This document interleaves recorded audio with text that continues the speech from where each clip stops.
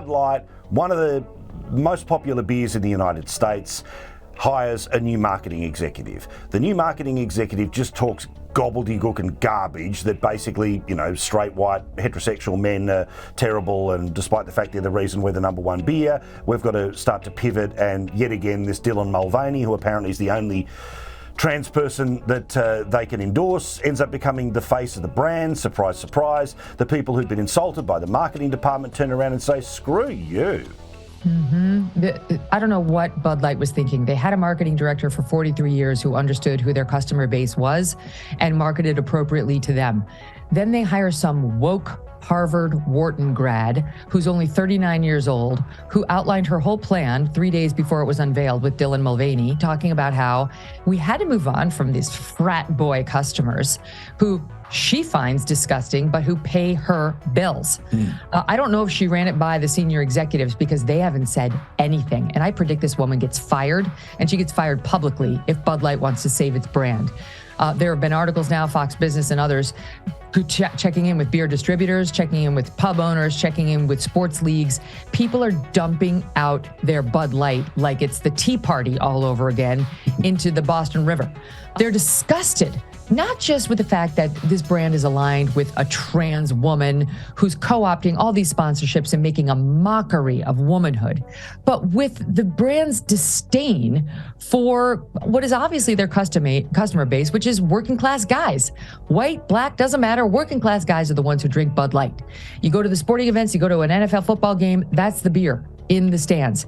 And there used to be almost a manliness associated with choosing it. It was something like a cool guy would do. Now, what you want is this Dylan Mulvaney who prances around dressed like Eloise from the books, like a child girl, like a little girl. That's your new ambassador? Of course, Kid Rock, the singer, and others are going to be dumping their beer and shooting their beer cans up. So they've completely misjudged their audience, and they appear to hate them. So yeah, there's a massive backlash. So Bud Light has just made error after error in handling this whole debacle. The CEO on Friday came out with a statement that it was basically military, first responders, America, horses, service, love of country, cowboys. I mean, it was every patriotic buzzword you could ask for. If we were playing a drinking game, we'd be hammered every time we had to drink a patriotic reference. That was his whole strategy. The words that were missing from his apology were, I'm sorry. I screwed up. The head of marketing who approved this campaign, or somebody under her did, is fired. That would be a start. And so it's not going to work. He's ruined his brand's reputation. Someone does need to get fired. And this is a watershed moment in the pushback against wokeism. It's about, yes, putting Dylan Mulvaney in a Bud Light can. And it's about misjudging your audience and thinking you're above them, as Bud Light did.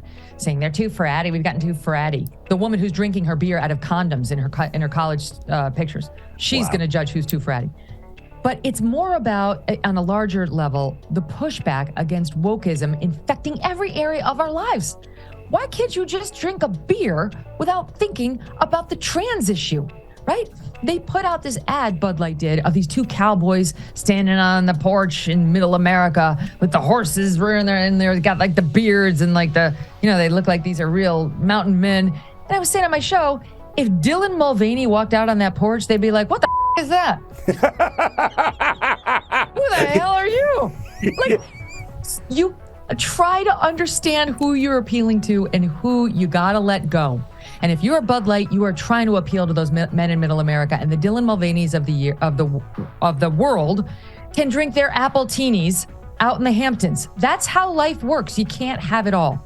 Woke Bud Light has now tried to clean up its act. You're not going to believe this one. In the most cynical move I've seen since Hillary Clinton claimed she never left home without a bottle of Tabasco in her purse, Bud Light is now trying to hide behind veterans and the flag. That's right, they're running a special limited edition Bud Light featuring a very worthwhile charity, Folds of Honor, which helps give scholarships to family members of wounded and deceased veterans. But as if to underline the point, their aluminum bottles will also now feature sport hunting camouflage. In other words, Bud Light is pandering to the very people they hate but who they need to buy their beer. Meanwhile, proving that once you start making people angry, it's pretty hard to stop, the progressive left gay community is now furious at Bud for trying to claw back its rapidly disappearing customer base. This headline, Bud Light tries to appease fragile bigots with camouflage redesign amid Dylan Mulvaney row, in the progressive gay site pinknews.com, pretty much says it all. And as for Bud Light's customers, well, they're not buying it either. I just stopped at a gas station to get a little beer. I'm telling you, let's keep this going, guys. It gets funnier and funnier every time I see something about this. Woke wiser and woke light. I can't make this shit up. I'm at a gas station in Phoenix. That is hilarious.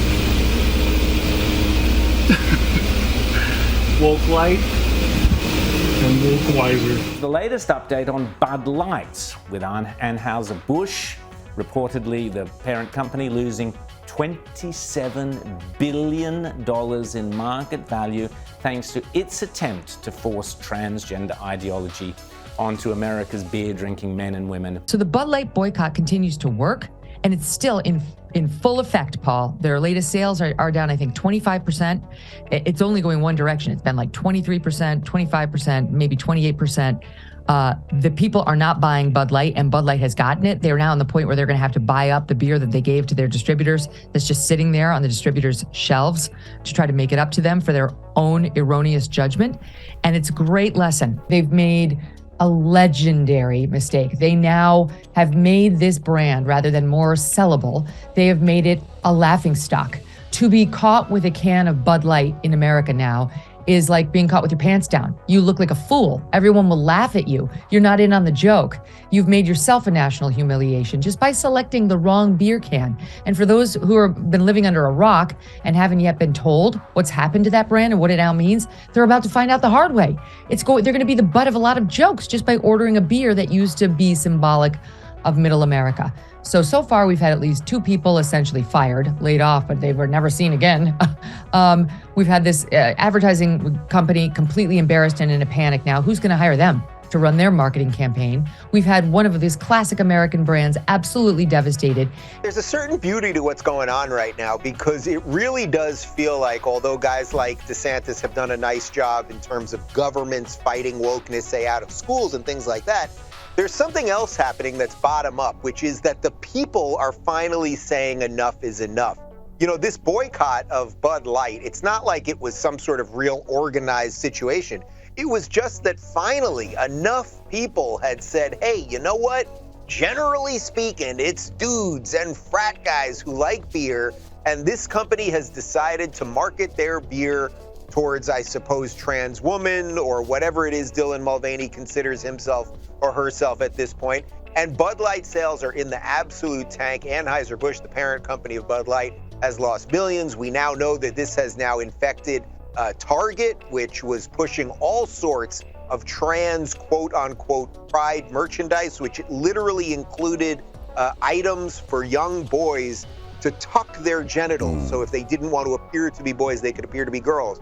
Miller Lite. Now, they actually did a woke beer ad, I think back in March. It's resurfaced after the Dylan Mulvaney thing. Here's a little known fact. Women were among the very first to brew beer ever. From Mesopotamia to the Middle Ages to colonial America, women were the ones doing the brewing. Centuries later, how did the industry pay homage to the founding mothers of beer? They put us in bikinis. Wow. My question to you, Megyn, is why do female marketing executives think the only way to sell something to a woman is via activism? I don't care if they want to do an ad saying, with a whole bunch of blokes in bikinis as a gag, to say, Miller Lite's fun, it's awesome, drink. Instead, it's got to be the first people who ever invented beer were women. It's time to take back, all of this garbage. Do they fundamentally understand how to sell to women, or are they just trying to impress other elite women who they go to cocktail parties with? I don't know who they're trying to impress, but no woman feels inspired to buy beer by a bunch of angry-looking librarians telling us if we would just send in a bunch of blank, they'll make more blank out of it. And I guess they're super sorry for ever featuring women in bikinis. What?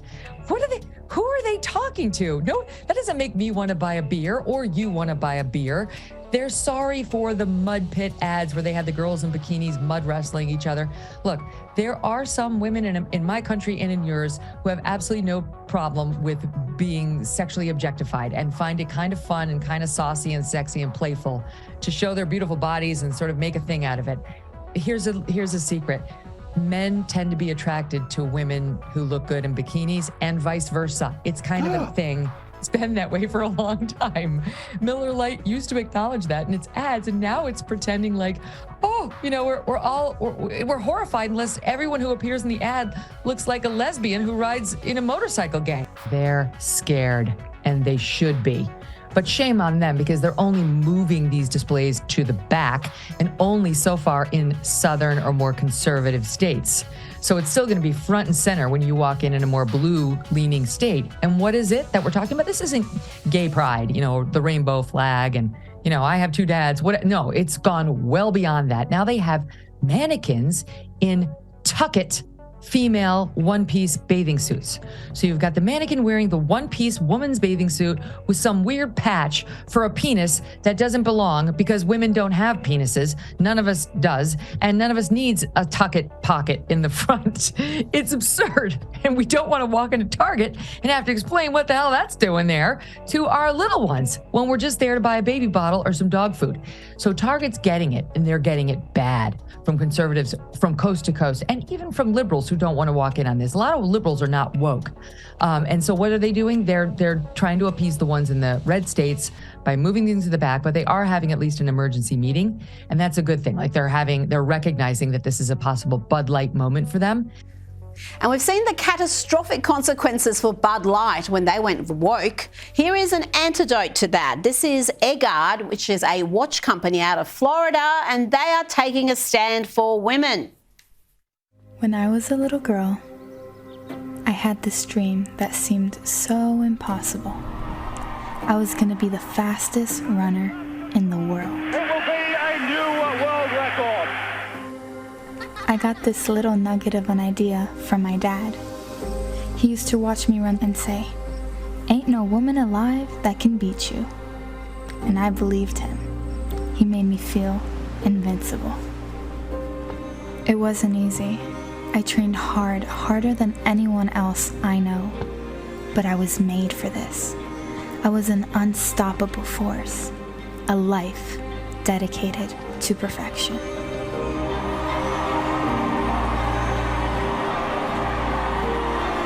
But even perfection wouldn't be enough.